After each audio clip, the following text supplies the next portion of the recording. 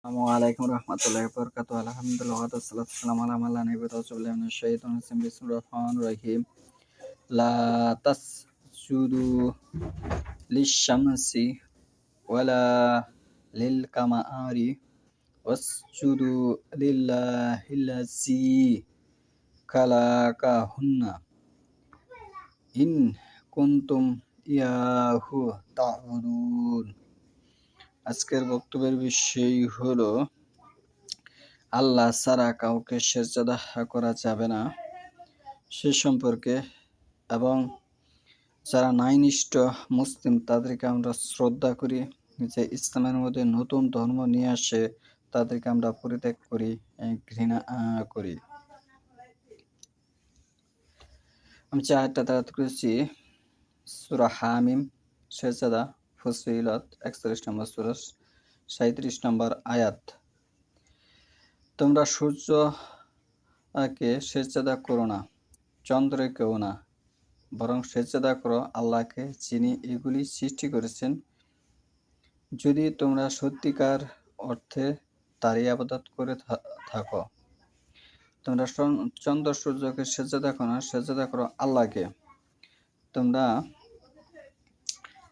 আল্লাহকে সিজদা করো। এখন নতুন একটি ধর্ম বের হয়েছে, মানুষকে সিজদা করে।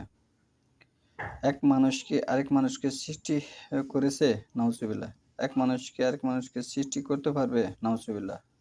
তার উত্তর হবে না। তাহলে সকল কিছু সৃষ্টি করতে হচ্ছে আল্লাহ। আমরা সকলেই এ বিষয়ে অবগত। এ বিষয়ে হাদিসে এসেছে এভাবে, ইন্না কুল্লাহ মালাম ইয়াকুন আলা আহাদি রাসূলুল্লাহি সাল্লাল্লাহু আলাইহি ওয়াসাল্লাম ওয়া আসহাবিহি দীনান লাম ইয়াকুনিল ইয়াউমা দীনা।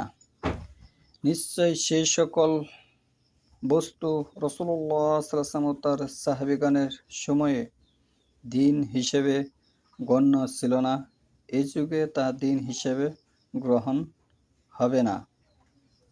হাদিস নম্বর হচ্ছে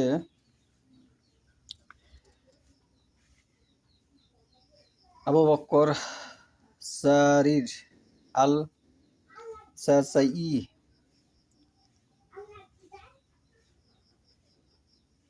32 পৃষ্ঠা। তাহলে এখানে কি বুঝাইছে?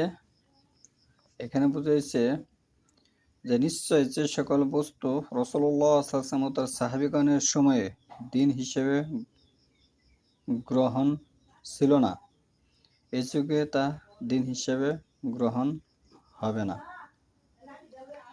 তাহলে রাসূলুল্লাহ সাল্লাল্লাহু আলাইহি ওয়াসাল্লামের জামানায় যে সমস্ত বিষয় দিন ছিল না, এই জামানায় যদি কেউ সেটা দিন হিসেবে পালন করে, সেটা কোশ্চিনকালেও আল্লাহ কবুল করে না।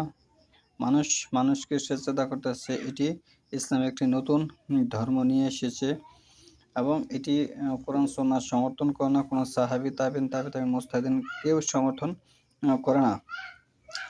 এবং এখানে আরেকটি বিষয় না বললেই নয়, যে আল্লাহ রাসূল সাল্লাল্লাহু আলাইহি ওয়াসাল্লাম ভবিষ্যৎবাণী করে দেখছেন ইসলামের মধ্যে একটি বিদ্রোহী দল আসবে শেষ জামানায়, যারা মানুষকে জাহান্নামের দিকে ডাকবে। তার অনুসারী যারা হবে সেও জাহান্নামে যাবে, যে ব্যক্তি মানুষকে ডাকবে সেও জাহান্নামে যাবে। তাহলে বর্তমান প্রেক্ষাপটে